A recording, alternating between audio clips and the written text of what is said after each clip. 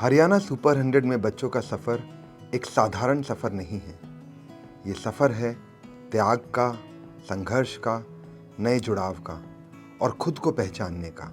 जितना ये सफ़र इस कैंपस में रहने वाले बच्चों का है, उतना ही ये माता पिता के त्याग, धैर्य और संघर्ष का भी है।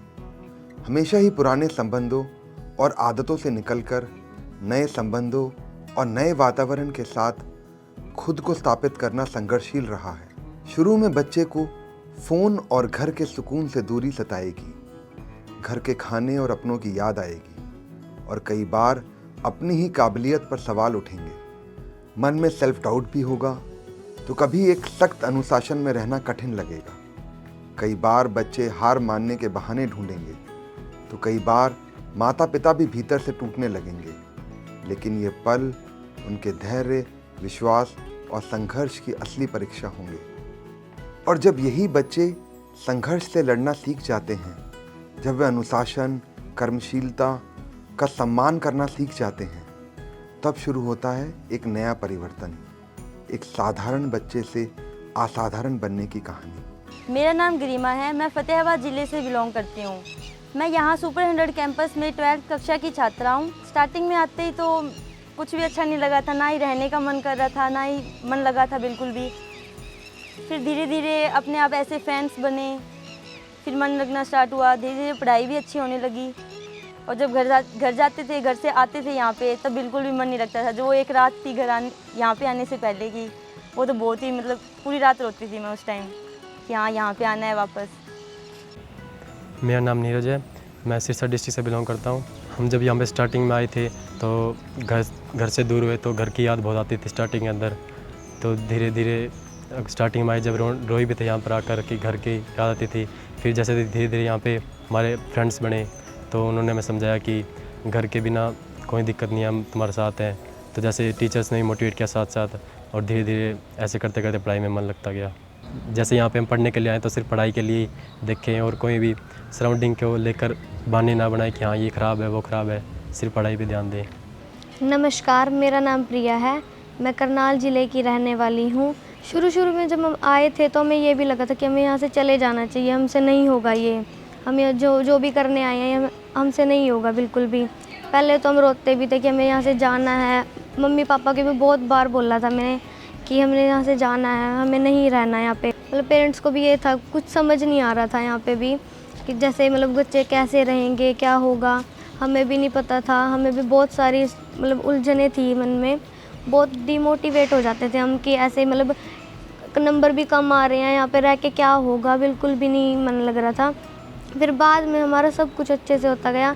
बाद में जब हम पढ़ते गए, सेल्फ स्टडी अच्छे से होते गई तो सब कुछ मैनेज हो रहा था।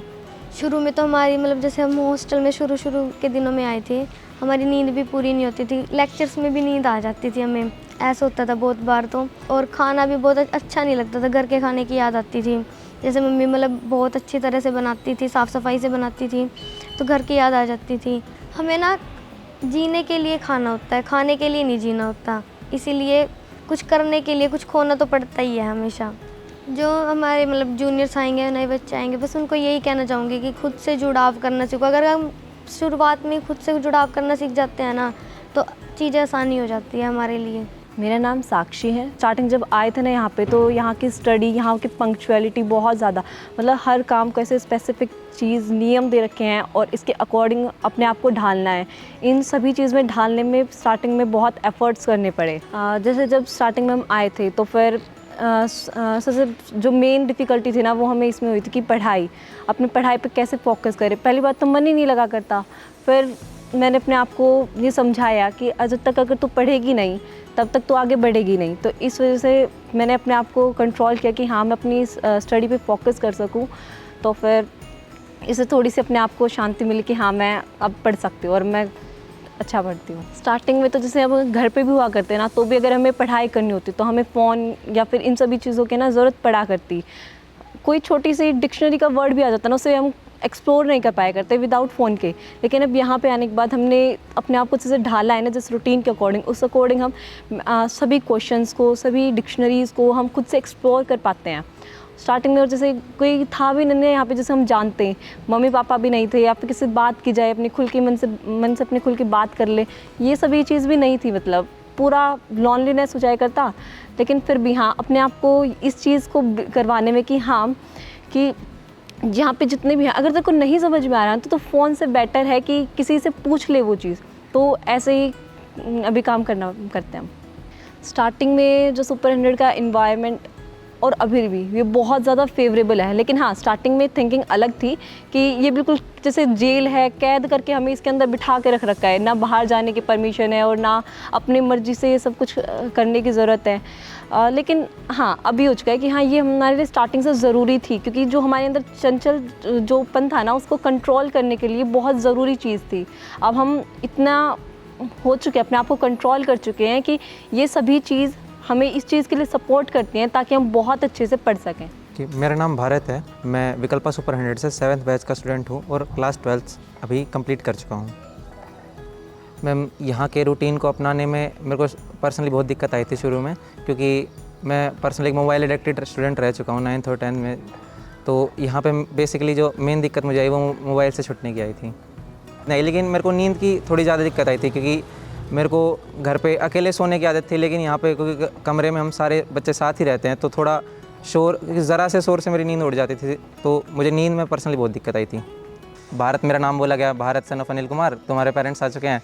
तो बेसिकली मेरे को पर्सनली बहुत ज़्यादा खुशी हो रही थी कि पहली बार पेरेंट्स से मौका मिलने का। तो एकदम ऐसा हो गया था कि रोने ही वाला था मैं जस्ट, लेकिन मैं गेट से बाहर आया जैसे तैसे करके। और बाहर आते आते जब ये जो होता है ना, हमारा मेन गेट और हमारे जो हॉस्टल है ना, उससे थोड़ी दूरी होती है, जो बीच की दूरी होती है, वो अब जो ये बेसिकली 100 या 200 मीटर की होगी।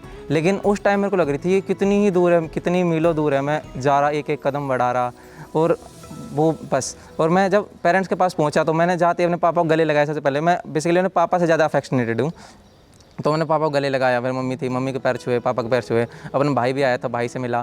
तो पापा से जब बात करी कि हाँ कैसा रहा, तो मैं बोला हाँ चल रहा है, ठीक है। थोड़ा फिर वहाँ रो रहा धोया कि नहीं रहना। लेकिन पापा बोले कि नहीं, अभी रह ले, थोड़ा पढ़ाई में कर लेगा तो अच्छा रहेगा।